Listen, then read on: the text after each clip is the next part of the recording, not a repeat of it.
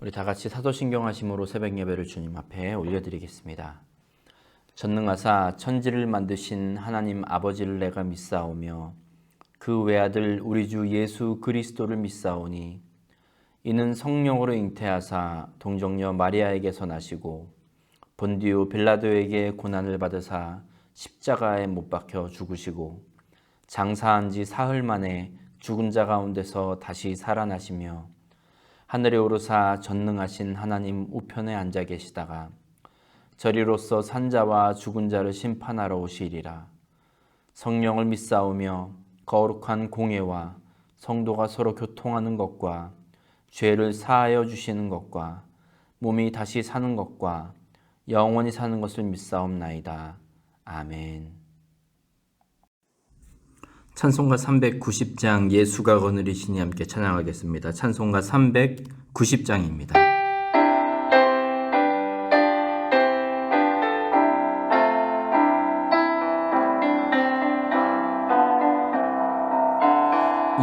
예수가 거느리시니 즐겁고 평안하구나. 주야의 자고 깨는 것 예수가 거느리시네. 주날 항상 돌보시고 날 친히 거느리시네. 주날 항상 돌보시고 날 친히 거느리시네. 때때로 괴로움 당하면 때때로 기쁨 누리네. 풍파 중에 지키시고 평안히 인도하시네. 주날 항상 돌보시고 날 친히 거느리시네. 주날 항상 돌보시고 날 친히 거느리시네.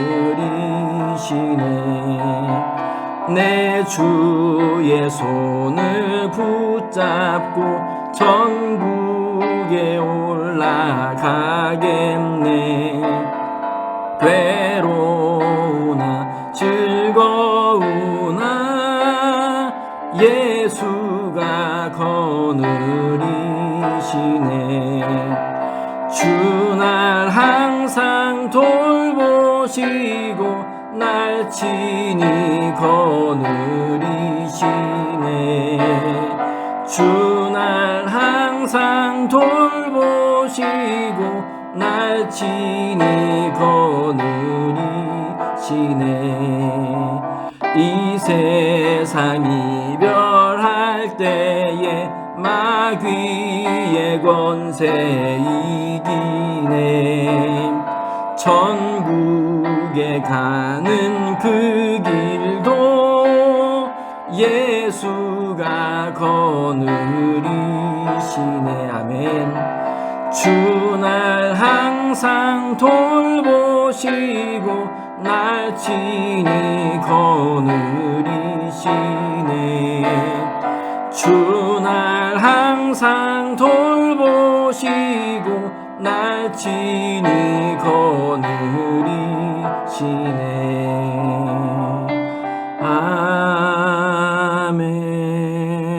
아멘. 오늘 6월 20일 우리가 함께 나눌 말씀은 데살로니가전서 4장 1절에서 18절까지의 말씀입니다. 데살로니가전서 4장 1절에서 18절까지 말씀 우리 앞에 화면 보시고 함께 읽겠습니다. 시작. 그러므로 형제들아 우리가 끝으로 주 예수 안에서 너희에게 구하고 권면하노니 너희가 마땅히 어떻게 행하며 하나님을 기쁘시게 할 수 있는지를 우리에게 배웠으니 곧 너희가 행하는 바라 더욱 많이 힘쓰라. 우리가 주 예수로 말미암아 너희에게 무슨 명령으로 준 것을 너희가 아느니라. 하나님의 뜻은 이것이니 너희의 거룩함이라. 곧 음란을 버리고 각각 거룩함과 존귀함으로 자기의 아내에 대할 줄을 알고 하나님을 모르는 이방인과 같이 세욕을 따르지 말고 이 일의 분수를 넘어서 형제를 해하지 말라. 이는 우리가 너희에게 미리 말하고 증언한 것과 같이 이 모든 일에 주께서 신원하여 주심이라. 하나님이 우리를 부르심은 부정하게 하심이 아니요 거룩하게 하심이니 그러므로 저버리는 자는 사람을 저버림이 아니요 너희에게 그의 성령을 주신 하나님을 저버림이니라. 형제 사랑에 관하여는 너희에게 쓸 것이 없음은 너희들 자신이 하나님의 가르치심을 받아 서로 사랑함이라. 너희가 온 마게도냐 모든 형제에 대하여 과연 이것을 행하도다. 형제들아 권하노니 더욱 그렇게 행하고 또 너희에게 명한 것 같이 조용히 자기 일을 하고 너희 손으로 일하기를 힘쓰라. 이는 외인에 대하여 단정히 행하고 또한 아무 궁핍함이 없게 하려 함이라. 형제들아 자는 자들에 관하여는 너희가 알지 못함을 우리가 원하지 아니하노니 이는 소망 없는 다른 이와 같이 슬퍼하지 않게 하려 함이라. 우리가 예수께서 죽으셨다가 다시 살아나심을 믿을진대 이와 같이 예수 안에서 자는 자들도 하나님이 그와 함께 데리고 오시리라. 우리가 주의 말씀으로 너희에게 이것을 말하노니 주께서 강림하실 때까지 우리 살아남아 있는 자도 자는 자보다 결코 앞서지 못하리라. 주께서 호령과 천사장의 소리와 하나님의 나팔 소리로 친히 하늘로부터 강림하시리니 그리스도 안에서 죽은 자들이 먼저 일어나고 그 후에 우리 살아남은 자들도 그들과 함께 구름 속으로 끌어올려 공중에서 주를 영접하게 하시리니 그리하여 우리가 항상 주와 함께 있으리라. 그러므로 이러한 말로 서로 위로하라. 아멘. 할렐루야. 오늘도 이렇게 귀한 날 허락하신 우리 하나님 아버지께 감사하며 또 이 아침에 우리가 함께 말씀을 나눌 수 있어서 참 감사합니다. 오늘 말씀도 우리의 삶을 인도하시고 다스리시는 그런 귀한 말씀 되기를 간절히 축복합니다. 아멘. 데살로니가 1장에서부터 3장까지 보면 과거에 있었던 일, 그러니까 바울이나 디모데 그리고 일행들이 데살로니가 지역에 있으면서 성도들과 함께 또 겪었던 그런 이야기들, 그때를 회상하는 일들이 주를 이루었다면 오늘 말씀 4장과 그리고 내일 말씀 5장에서는 바울이 이제 데살로니가 교인들에게 여러분은 성도로서 이러한 삶을 살아야 합니다 라는 권면의 말씀들이 주를 이루고 있습니다. 오늘은 4장 말씀 중에서 특별히 1절부터 8절까지 말씀을 좀 중심으로 함께 은혜를 나누도록 하겠습니다. 제일 먼저 3절 보시면 하나님의 뜻은 이것이니 너희의 거룩함이라 곧 음란을 버리고 했습니다. 로마 시대는 역사적으로 그 어느 시기보다도 쾌락을 추구했던 그런 시기로 아주 유명합니다. 교회사적으로 볼 때는 1세기 중후반, 이때는 초대교회가 환난, 핍박, 이렇게 어려움 가운데 많은 순교자들이 생겨났던 시기였지만 로마 역사를 봤을 때에는 풍요로움과 평화와 번영의 시대였습니다. 제가 전에도 한번 말씀드렸다시피 기원전 27년부터 기원 후 180년까지 로마가 누렸던 이 200여 년 정도의 평화시대, 팍스 로마나 시기가 바로 이때였습니다. 로마는 이 시기에 막대한 부와 또 권력을 이용해서 엄청난 수준의 쾌락을 즐겼습니다. 이는 일부 타락한 사람들의 문제가 아니라 나라 전체적으로 일반적으로 퍼져 있었고 행해졌던 그런 현상이었습니다.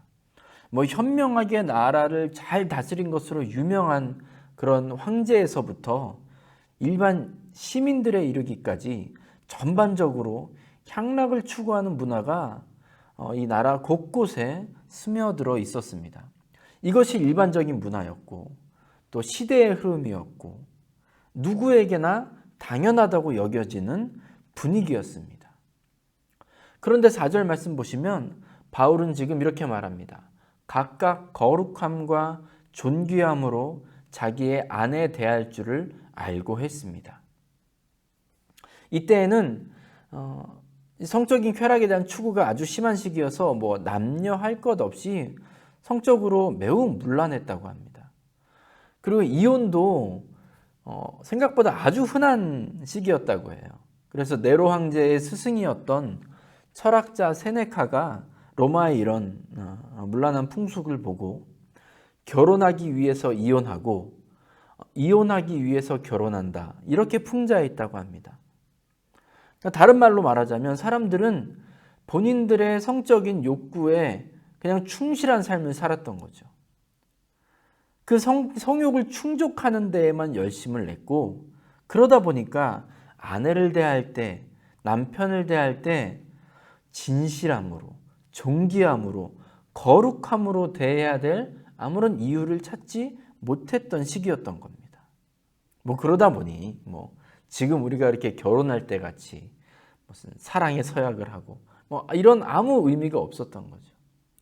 그런데 이런 분위기가 초대교회 성도들의 삶에도 나타나 있었던 모양입니다.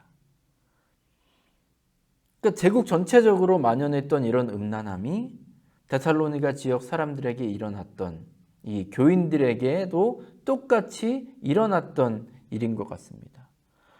그런데 이들의 행위가 어땠는지 6절에서 고스란히 잘 보여주고 있는데, 6절 앞부분 보시면 이 일에 분수를 넘어서 형제를 해하지 말라, 이렇게 말합니다.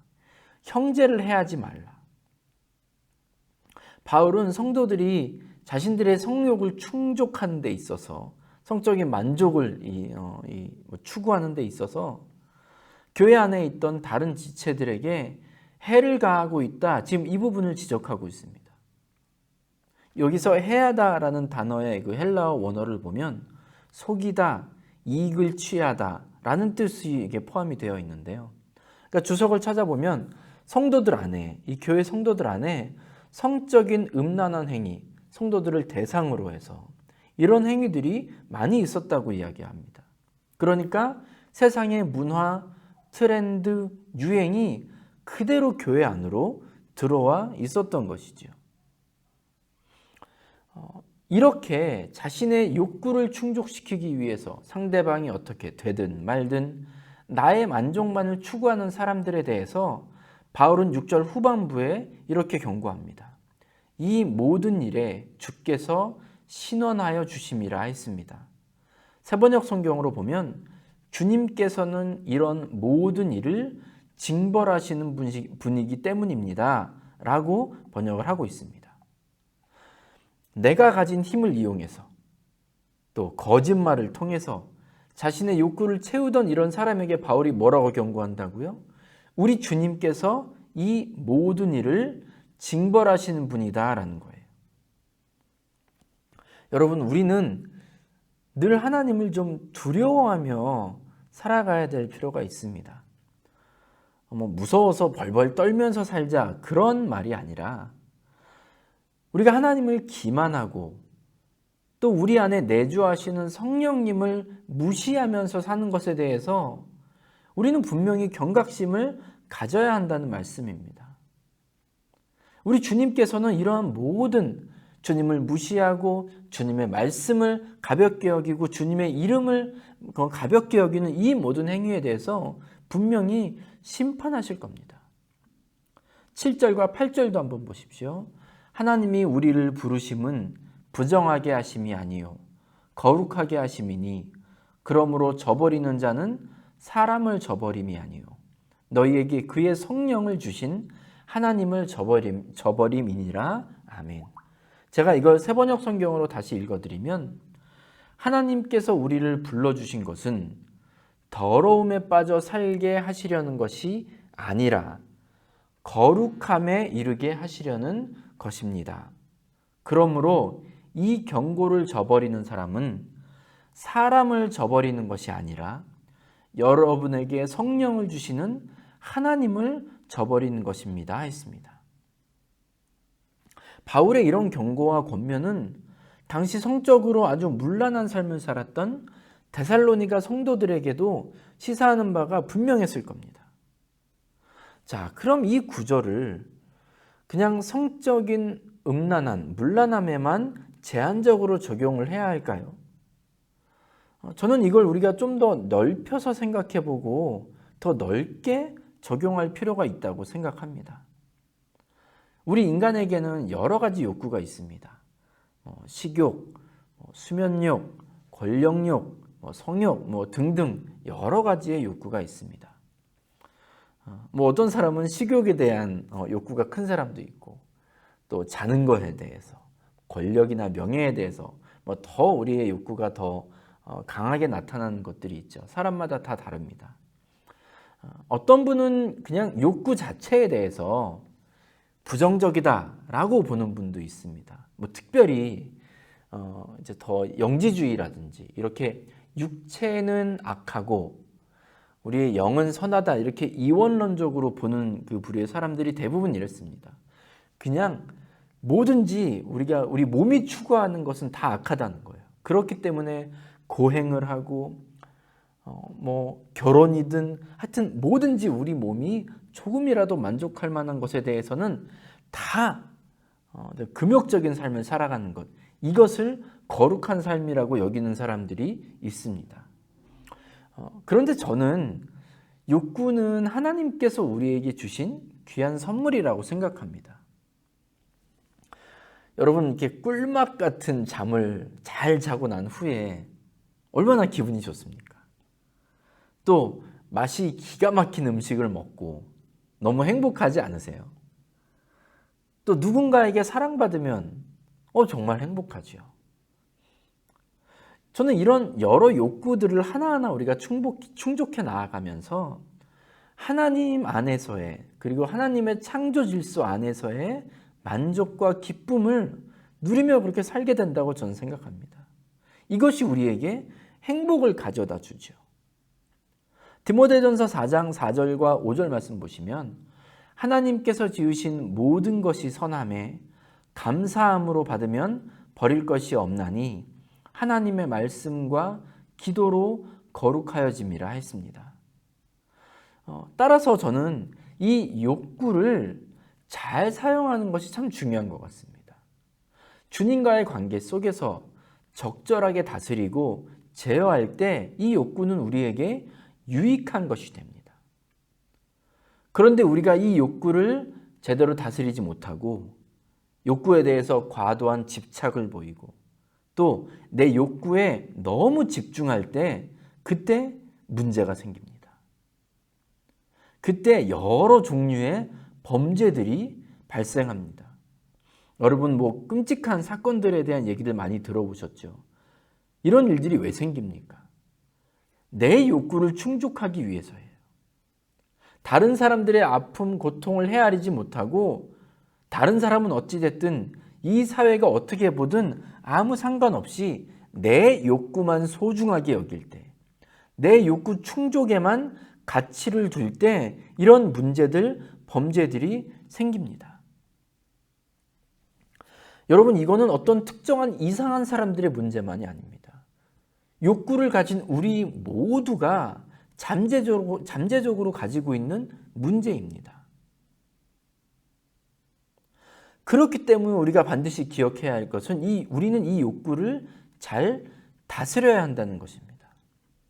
여러분, 그것을 위해서 우리가 오늘 7절과 8절 말씀을 좀 기억하셨으면 좋겠어요. 하나님께서 우리를 부르신 이유는 거룩함에 이르기 위해서입니다. 우리 멋대로 살라고 부르신 것이 아니래요. 그리고 우리가 이 부르심을 저버릴 때 그것은 바로 사람을 저버리는 것이 아니라 하나님을, 우리를 부르시고 우리를 구원하신 그 하나님을 저버리는 것이라고 지금 말씀하고 있음을 우리가 좀 기억해야 할 줄로 믿습니다. 하나님을 늘 생각하며 그 성령님이 우리 안에 내주하셔서 우리에게 말씀하시는 것에 귀 기울이며 그렇게 우리의 욕구를 잘 다스릴 때 저와 여러분은 이 욕구를 충족하면서 행복함 가운데 살 수 있을 것입니다. 하나님께서 주신 이 선물, 오늘도 우리가 잘 다스려서 주신 하나님께 영광을 돌리며 살아가는 우리 모두가 되시기를 주님의 이름으로 간절히 축복합니다. 아멘. 기도하겠습니다. 아버지 하나님 감사합니다. 오늘도 데살로니가전서 4장 말씀을 통해서 우리에게 은혜 주셔서 감사합니다. 주님, 우리는 주님의 법대로 살아가는 주의 백성들입니다. 성령님, 우리가 멋대로 그 주님의 법을 어기고 주님의 뜻에 거스를 때마다 우리를 책망하여 주시고 또 깨닫게 하여 주시옵소서. 특별히 구하옵기는 우리가 성령님께서 주시는 그 거룩한 찔림에 잘 반응하게 하셔서 우리가 혹시 그릇된 길 가운데 서 있더라도 그곳에서 속히 돌아올 수 있도록 주님 인도하여 주시옵소서.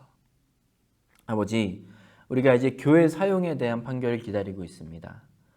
하나님의 인도하심 안에서 평안을 누리게 하시고 겸손하게 순종하게 하시고 또 늘 감사함으로 주님 안에 거할 수 있는 우리 산호세 중앙교회 모든 성도들 다 되게 하여 주시옵소서.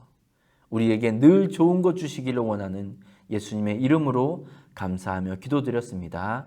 아멘.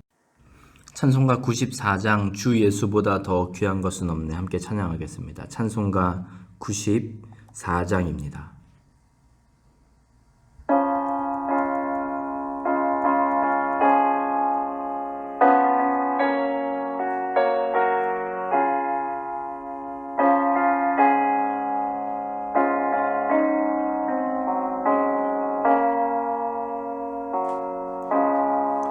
주 예수보다 더 귀한 것은 없네. 이 세상 부귀와 바꿀 수 없네. 영죽은 내 대신 돌아가신 그 놀라운 사랑 잊지 못해. 세상 즐거움 다 버리고 세상 자랑 다 버렸네. 주 예수보다 더 귀한 것은 없네.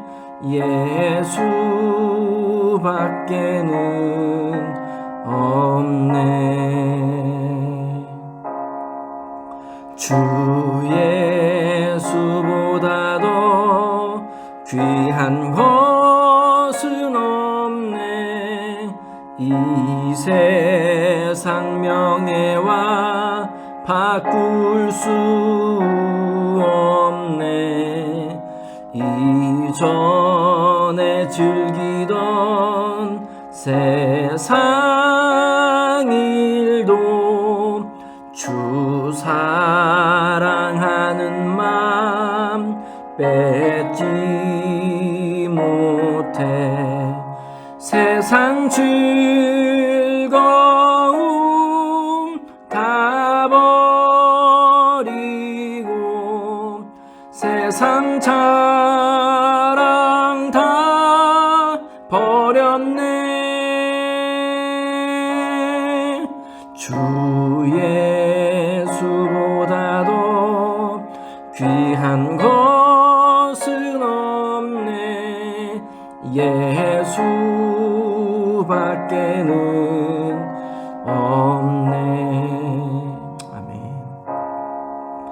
주 예수보다도 귀한 것은 없네. 이 세상 행복과 바꿀 수 없네. 유혹과 핍박이 몰려와도 주 섬기는 내 맘 변치 않아. 세상 즐거움 다 버리고 세상 자랑 다 버렸네. 주 예수보다도 귀한 것은 없네. 예수밖에는 없네. 아멘. 주기도문 하심으로 예배를 마치겠습니다. 하늘에 계신 우리 아버지여, 이름이 거룩히 여김을 받으시오며 나라가 임하시오며 뜻이 하늘에서 이루어진 것 같이 땅에서도 이루어지이다. 오늘 우리에게 일용할 양식을 주시옵고 우리가 우리에게 죄 지은 자를 사하여 준 것 같이 우리 죄를 사하여 주시옵고 우리를 시험에 들게 하지 마시옵고 다만 악에서 구하시옵소서. 나라와 권세와 영광이 아버지께 영원히 있사옵나이다. 아멘. 이제 말씀을 기억하시면서 자유롭게 기도하시기 바랍니다. 기도하실 때 특별히 교회와 성도들을 위해 중보해 주시기 바랍니다. 그리고 오늘 하루도 주님과 동행하는 하루 되시기를 간절히 축복합니다.